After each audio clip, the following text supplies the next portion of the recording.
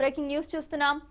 పాకిస్తాన్ మాజీ ప్రధాని పీటీఐ అధినేత ఇమ్రాన్ ఖాన్ ఆరోగ్యంపై తీవ్ర ఆందోళనలు వ్యక్తమవుతున్నాయి. ఆయనను కలిసేందుకు పార్టీ నేతలకు, కుటుంబ సభ్యులకు కూడా అనుమతి లభించకపోవడంతో ఉద్రిక్త పరిస్థితులు నెలకొన్నాయి. దీనికి నిరసనగా ఇస్లామాబాద్ హైకోర్టు రావల్పిండిలోని అదియాలా జైలు వెలుపల ఆందోళనలు చేపట్టనున్నట్లు పీటీఐ ప్రకటించింది. ఇమ్రాన్ ఖాన్ మరణించారంటూ వదంతులు వ్యాపించడంతో ప్రభుత్వం ఇస్లామాబాద్, రావల్పిండి నగరాల్లో 3 రోజుల పాటు సెక్షన్ 144 విధించింది.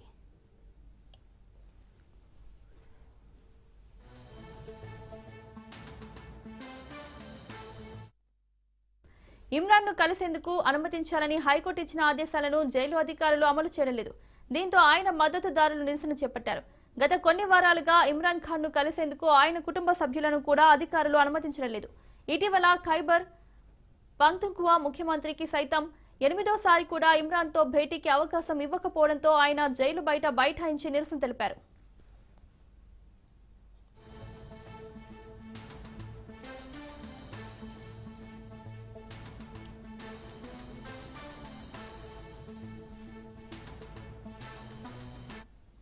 ఈ పరిణామాల నేపథ్యంలో ఇమ్రాన్ ఆరోగ్యంపై వస్తున్న వదంతులను అదియాలా జైలు అధికారులు ఖండించారు.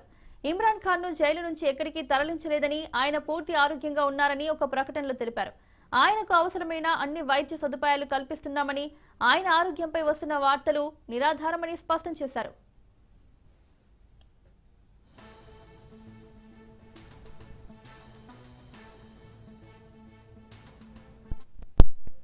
ఇదే అంశానికి సంబంధించి మరిన్ని అప్డేట్స్ మా క్రైమ్ బ్యూరో చీఫ్ మధు అందిస్తారు. మధు, ఇమ్రాన్ ఖాన్ కు ఏమయ్యింది? ఇప్పుడు ఇదే క్లారిటీ రావాల్సినటువంటి విషయం.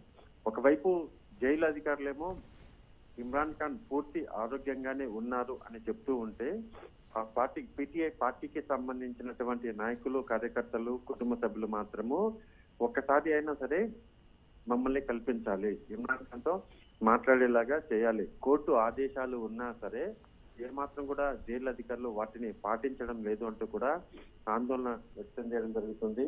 కానీ ఇక్కడ ఒకటి దాగుడు మూతల ఆట అయితే పాకిస్తాన్ లో కొనసాగుతుందని అయితే చెప్పవచ్చు.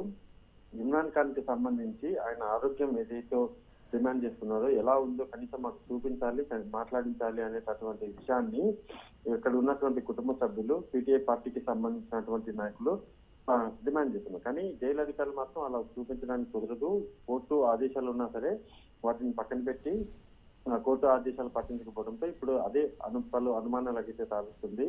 ఈ నేపథ్యంలోనే అక్కడ ఉన్నటువంటి నాయకులందరూ కూడా, అంటే పీటీఐ పార్టీకి సంబంధించిన నాయకులందరూ కూడా కోర్టు బయట, అదేవిధంగా జైలు బయట 2 చోట్ల కూడా బైఠాయించి ఇమ్రాన్ ఖాన్ కి సంబంధించినటువంటి పూర్తి ఆరోగ్య వ్యవహారాలు బయట పెట్టాలంటూ కూడా డిమాండ్ చేయడం జరుగుతుంది. అయితే ఆయన ఆరోగ్యంపై వస్తున్నటువంటి వార్తలు ఏదైతే ఉన్నాయో వాటిలో ఏమాత్రం కూడా నిజం లేదు అంటూ కూడా అక్కడ ఉన్నటువంటి జైలు అధికారులు అయితే చెప్పడం జరుగుతుంది. ఇలా అనేక మలుపులు తిరుగుతున్నటువంటి ఇమ్రాన్ ఖాన్ వ్యవహారము ఇంకా రోజు రోజుకి చిలికి గాలి వన్నలాగా పాకిస్తాన్ లో అయితే మారుతుంది. ఇప్పటికే రావల్పిండిలోని అదియాలా జైలు ఏదైతుందో ఆ జైలు బయట వచ్చేసి ఆందోళన చేపట్టినటువంటి పీటీఐ ఇప్పటికే పూర్తిగా కూడా దీనికి సంబంధించి మేము ఎంత దూరమైన వెళ్తామంటూ కూడా అనేక కార్యక్రమాలు చెప్పడం జరిగింది. సో ఈ నేపథ్యంలోనే రంగంలోకి దిగినటువంటి గవర్నమెంట్ ఇస్లామాబాద్, రావల్పిండి నగరాలు ఏవైతే ఉన్నాయో ఈ నగరాలలో 3 రోజుల పాటు 144 సెక్షన్ విధించడంతో పరిస్థితి ఇంకా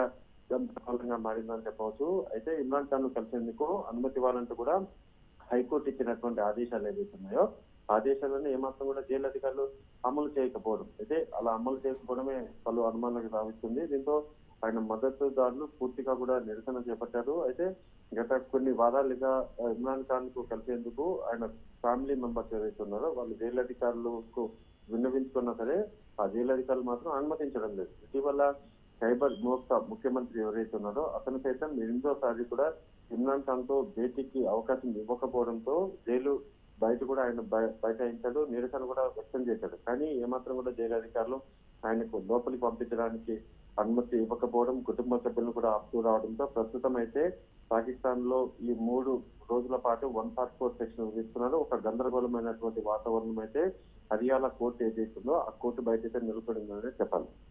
రైట్ మధు, థ్యాంక్ యూ.